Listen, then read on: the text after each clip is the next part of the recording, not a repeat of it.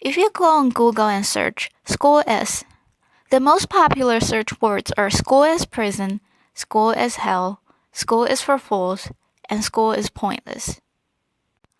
According to a 2011 American College Health Association survey, in the past 12 months, 45% of students reported feeling things are hopeless, 50% feeling overwhelming anxiety, and 30% feeling so depressed that it was difficult to function. If we believe that education is generally beneficial, then why is it such a torture? Especially in college, why do we pay so much tuition to get a degree and then skip classes? If education gives knowledge, then what's the cost of knowledge? Tuition, health, happiness. On the other hand, is going to college equivalent to being educated? Or do we go to college for other reasons? These are complicated questions that can't be simply answered within one discipline. So, we will look at them from three different perspectives: psychology, biology, and economics. For now, we will focus on the main question: why is going to school such a torture? There are many factors that can contribute to the painful experiences of schooling. From psychological perspective, stress is one of the factors. It can come from parents, peers, and oneself. For example, some students don't want to go to school, but pressured by their parents, they are forced to do so. The unwillingness of going to school decreases students' motivation to learn and magnifies the unpleasant feelings when facing obstacles. Stress from peers also has significant impact on schooling. Since most public education and higher education systems are group settings, bullying and humiliation in schools significantly affect students' willingness to go to school. Sometimes they associate the experience with learning and become afraid of going to school. Yourself can also be the source of stress. For example, you might hear someone claiming that, "I'm bad at math, I'm a writer." We can be more talented in one area than the other, but it doesn't mean that we don't have a chance to improve what we're bad at. Restricted in our comfort zone, we choose not to conquer difficult tasks and not to learn things that we're unfamiliar with. As a result, we avoid certain subjects and become anxious learning them. From biological perspective, brain development influences students' ability to learn in school. Evidence shows that the brain finishes most fundamental development at the age of 5 or even 12. For some adolescents, the maturation of the frontal lobes may not end until age 25. For others, frontal lobe maturity may be reached by the age of 18 or 19. Frontal lobe is the area in the brain where prefrontal cortex locates. Prefrontal cortex controls working memory for spatial tasks and object record tasks, task management, and solving complex multitask problems. These abilities are crucial in being successful in college. However, not everyone is fully developed to obtain these abilities at the same age. Sir Ken Robinson addressed this problem in his speech. He pointed out that current public education are modeled on the interest of industrialization and in the image of it. Schools are organized like a factory line. For example, ringing bells, separate facilities, and specialized subjects. And students are educated by batches. They are grouped by age. After graduating from high schools, students follow the age pattern and enter colleges accordingly. But with differences of maturity in frontal lobe, not every student is capable of learning complex subjects, multitasking, while handling social relationships in college. From economics perspective, cost and benefit is the reason for painful experience in school. In the study of economics, there are 10 principles. We will only look at the first 4. First, people face trade-offs. It is known as there is no such thing as a free lunch. To get one thing we like, we usually have to give up another thing that we like. We like to be educated, and we also like money. by deciding to attend college, we give up money to get education. Second, the cost of something is what you give up to get it. The idea of the second principle is similar to the first one, but in many cases, the cost of some action is not as obvious as it might first appear. For example, besides tuition, the cost of going to college also includes the money which you spend on books and rooms, time which you can use to work or hang out with friends, and efforts which is required to study and prepare for exams. These are underlying costs of going to school. Third principle, rational people think at the margin. Economists normally assume that people are rational. If and only if the action exceeds the cost, a rational decision maker takes action. Fourth, people respond to incentives. Incentives is something that induces a person to act, such as punishment or a reward. In school, getting an A, 4.0 GPA, graduation, or potential future career after graduation can be an incentive. When facing incentives, people change their behaviors. So what do these economics principles have to do with feeling torture in school? Let's think about this. Some people decide to go to college because they believe that education is one of the best ways to get better jobs. Some people go to college because they are curious, they want to study the unknown and receive wisdom. And some people go to college because they want to fulfill certain expectations from parents, teacher, or society. No matter what their reasons are, they decided to go to college because they believe that it is worth it. Now, in college, students face the question, which major should I choose? Many students, after 2 years searching, still don't know what they like, but have to choose one because school requires them to do so.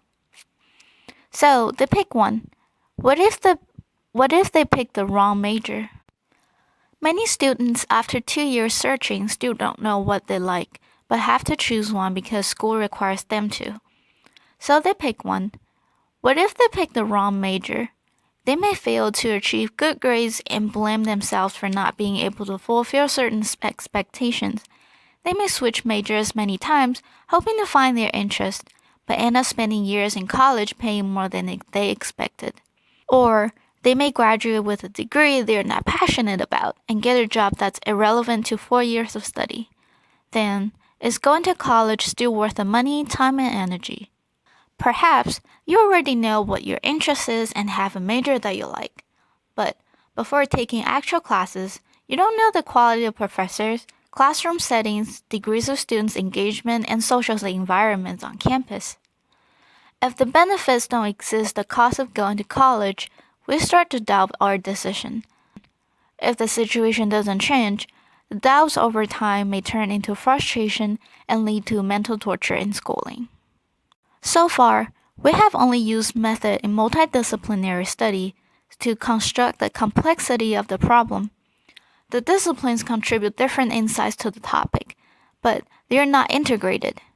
In order to study further into this subject or to find solution to these problems, we will use methods in interdisciplinary studies to construct a more comprehensive understanding with the goal of integrating their insights. Before we start integrating the disciplines, it is important to recognize the conflicts among them. In terms of perspectives, biologists study the behavior of the living world and search for physical and deterministic explanations of behaviors, while social scientists search for mental ones. Not only natural science and social science have different perspectives, social science have conflicts too. Economics emphasizes the study of market interactions and perceive groups as nothing more than the sum of individuals. But psychologists value individual differences. In terms of assumptions, biologists assume that the hypothetical deductive approach is superior to patterns and inductive reasoning. Psychologists assume that generalizations about larger populations may be inferred from representative sample populations. Economists assume that all things, including economic motivation and behavior, are not generalizable. These conflicts among different disciplines inhibit the process of integrating insights To overcome this conflicts, Repko suggests creating common ground among these disciplines. Two techniques will be used: redefinition and extension.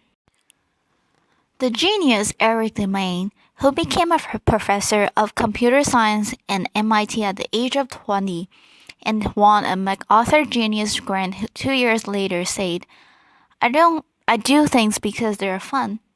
What's the definition of fun?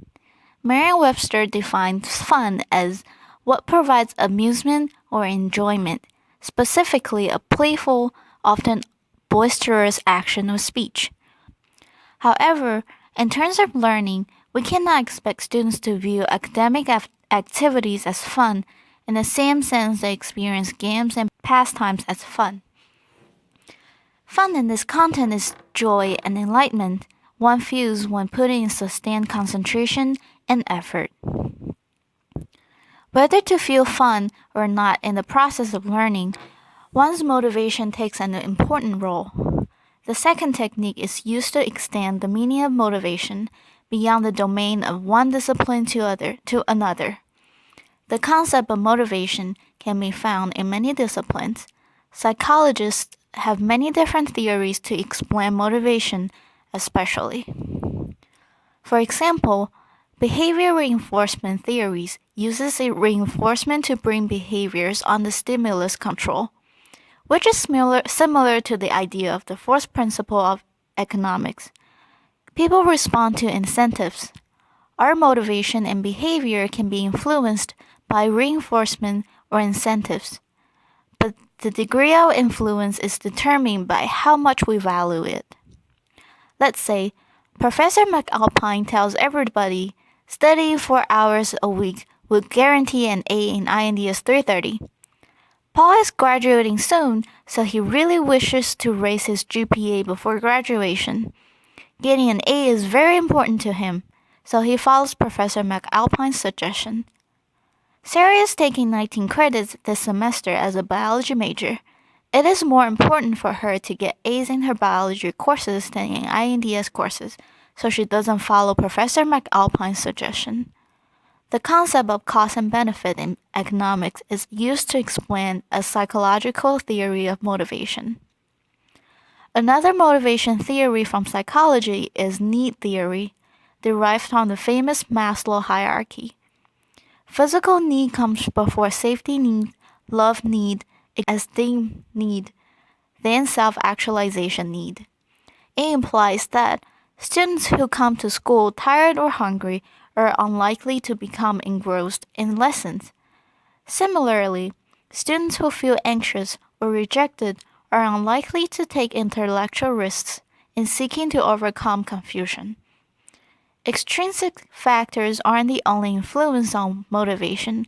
Intrinsic factors, including physical homeostasis and cognitive satisfaction, also take part in our motivation. By redefining fun and extending the meaning of motivation across different disciplines, we're able to create common ground that allows disciplines to overcome their conflicts. Once the conflicts are solved, insights and disciplines can now integrate for interdisciplinary studies. Psychology and economics are bridged by the strategy compound concepts. Compound concepts are terms that bridge domains and that summarize and stand for some integrative understanding.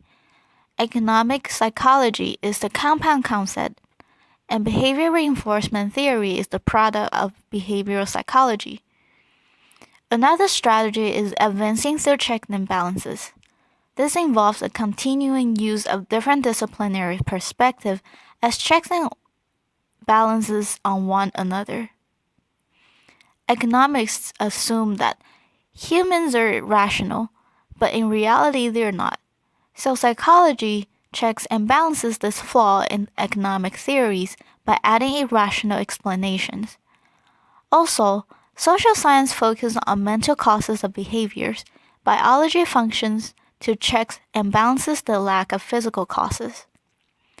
Overall, the question, why is going to school such a torture, is so complex that cannot be simply answered within one discipline.